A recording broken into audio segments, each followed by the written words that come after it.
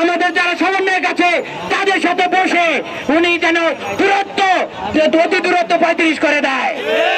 তাই আমাদের ছাত্র আরেক ছাত্রের প্রতি যেন কোনো রেশারেশি না তৈরি হয়।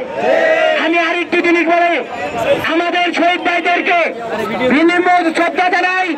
সকল শিক্ষার্থী ভাইদেরকে বলবো যারা আহত হয়ে আছে তাদের পাশে দাঁড়ান, তাদের পরিবারের পাশে দাঁড়ান। আজকে যে মুক্ত স্বাধীন আকাশ দেখছেন তাদের অবদান, আমাদেরও অবদান। আমরা চাই এই মুক্ত স্বাধীন দেশকে আরো একটা বৈষম্য মুক্ত দেশ চাই, আমাদের দক্ষতা প্রমাণের জায়গা চাই। আমরা এটাও মনে করি যে স্বৈরাচারক শাসক আজকে পালিয়েছে, ইতিহাসে কোথাও নেই, ইতিহাসে কোথাও নেই যে স্বৈরাচারক পালিয়েছে।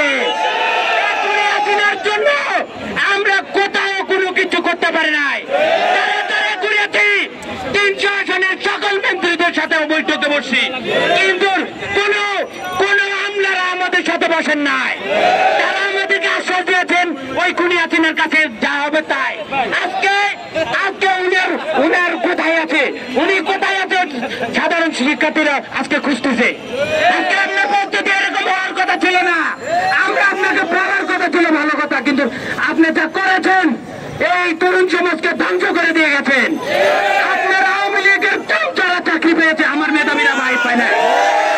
আপনার আওয়ামী লীগের চামচারা আর হলো কোটাদারিরা পেয়ে গেছে, মুক্তিযোদ্ধারা পেয়ে গেছে।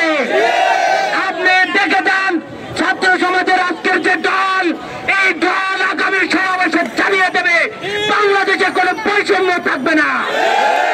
ধন্যবাদ আপনাদের সবাইকে,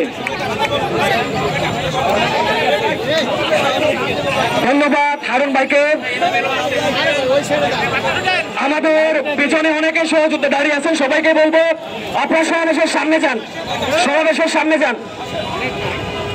এ পর্যায়ে বক্তব্য নিয়ে আসবেন আমাদের লড়াই সংগ্রামী সহযোদ্ধা, যিনি একজন নারী হয়ে দীর্ঘ 24টা ঘন্টা হাজতবাস করেছেন।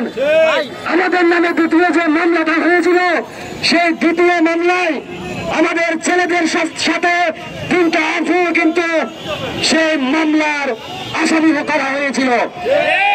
এই পর্যায়ে আমাদের সেই মামলার আসামি আমাদের ফাতেমা আক্তার সাথী আপুকে তার বক্তব্য প্রদান করার জন্য আহ্বান করছে।